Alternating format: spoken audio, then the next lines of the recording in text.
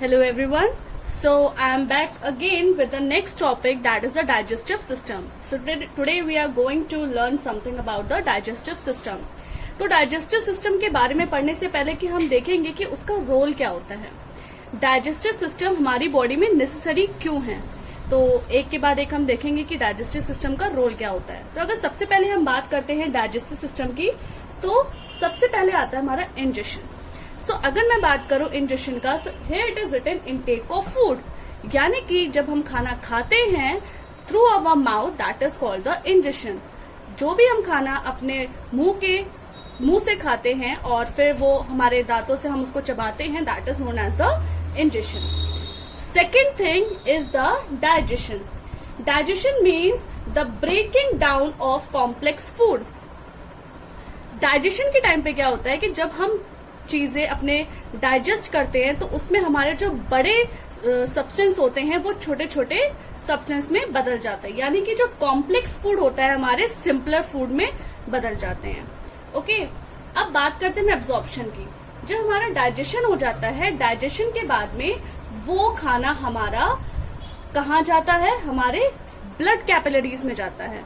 Okay, जितना भी हमारा पहले हमने खाना खाया उसके बाद में हमारा खाना डाइजेस्ट हुआ, यानी कि जो कॉम्प्लेक्स फूड था हमारा, जो बड़े सॉल्युबल सब्सटेंस थे हमारे, वो किस में कन्वर्ट हो गए, हमारे छोटे यानी कि वाटरी सब्सटेंस में कन्वर्ट हो जाते हैं। उसके बाद में वो हमारे ब्लड के थ्रू उसको एब्जॉर्ब कर लेता है और उसके बाद में जितना भी हमारी बॉडी में वेस्ट होता है वो क्या हो जाता है, बाहर निकल जाता है, and that is known as the digestion.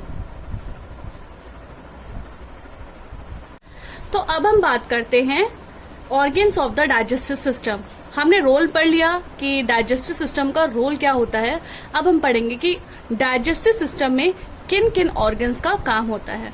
तो अगर सबसे पहले हम बात करते हैं तो दैट इज माउथ। सबसे पहले माउथ, उसके बाद में pharynx, then oesophagus, then stomach, small intestine, large intestine, rectum and anus. Now one by one we will read that what is the process of digestive system. हमने अब इनके organs तो पढ़ लिए, लेकिन अब ये कैसे काम करते हैं अब हम ये पढ़ते हैं। Okay, so we will start that the process of digestion. चलिए, तो हम सबसे पहले बात करते हैं अपने पहले प्रोसेस की, that is through the mouth. तो अगर हम माउथ की बात करते हैं तो mouth is known as the oral cavity also, ठीक है ना। माउथ को हम ओरल कैविटी भी बोल सकते हैं। तो क्या होता है कि जब हम खाना खाते हैं तो हम खाना कहाँ से खाते हैं, अपने माउथ के द्वारा खाते हैं, यानी कि अपने मुंह से खाना खाते हैं। उसके बाद में क्या होता है कि जो खाना होता है हमारे मुंह से एंटर करके क्या होता है, वो जो प्रोसेस होता है ना, that is known as the ingestion. जो मैंने आपको बताया था, जब रोल की बात करी थी, जब मैंने रोल ऑफ डाइजेशन बताया था, तो सबसे पहले आपने पढ़ा होगा कि मैंने इंजेशन के बारे में बताया था। तो भाई अगर मैं इंजेक्शन के बारे में बता रही थी तो मैंने आपको बताया था कि फूड को जब हम खाते हैं, यानी खाना को जब हम खाते हैं, तो ऑब्वियस सी बात है कि जब हम खाना खाते हैं तो वो अपने मुंह से खाते हैं। तो तभी क्या होता है कि हमने अपने मुंह से खाया और we chewing the food. What do we do, we chewing the food, जिसका मतलब कि हम अपने खाने को चबाते हैं। और हम अपने खाने को कहाँ से चबाते हैं, थ्रू अवर माउथ। तो जो का पहला प्रोसेस की बात करते हैं तो सबसे पहले हमारे डाइजेस्टिव सिस्टम का पहला प्रोसेस है, दैट इज द माउथ, और माउथ को हम ओरल कैविटी भी कहते हैं। ओके, अब मैं बात करूं कि मैंने आपको बताया कि जब हम अपने खाने को चबाते हैं, उस खाने को हम क्या कहते हैं, उस प्रोसेस को हम क्या कहते हैं, खाने को चबाने के process, the chewing of food, उस प्रोसेस को हम कहते हैं mastication. Okay, the process of chewing food is known as the mastication. Now what happens? The food mixes with the saliva. अब हमारी टंग में जो सलाइवा होता है, जो हमारा खाना जो हम च्युइंग कर रहे होते हैं, वो खाना हमारे किससे मिक्स हो जाता है, सलाइवा से मिक्स हो जाता है।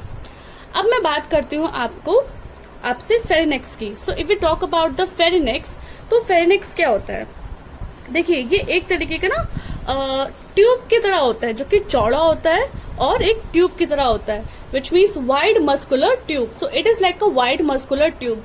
और उसमें अगर हम बात करते हैं तो ये 3 पार्ट्स में डिवाइड होता है, अपर, मिडल एंड द लोअर। तो जो इसका अपर पार्ट होता है वहां पे सिर्फ और सिर्फ एयर पास होती है।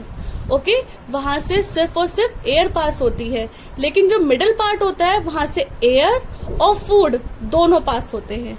Okay, and the lower part वहां से क्या होता है, हमारा सिर्फ और सिर्फ खाना पास होता है। तो हम कह सकते हैं जो फेरिनेक्स है हमारा, it is like a muscular tube and through which and in which there are 3 parts. उसमें 3 पार्ट्स हैं। उन 3 पार्ट्स में तो सबसे पहला पार्ट है हमारा, उसमें सिर्फ और सिर्फ एयर पास होती है। सेकंड में हमारा एयर और फूड दोनों पास होते हैं, लेकिन थर्ड में सिर्फ और सिर्फ फूड पास होता है। ओके, अब हम बात करते हैं हमारे नेक्स्ट ऑर्गन की, दैट इज द इसोफेगस। तो माउथ से जब हम खाना खाते हैं then it leads to the pharynx, और फेरिनेक्स से हमारा खाना कहाँ जाता है, धीरे धीरे इनटू द इसोफेगस।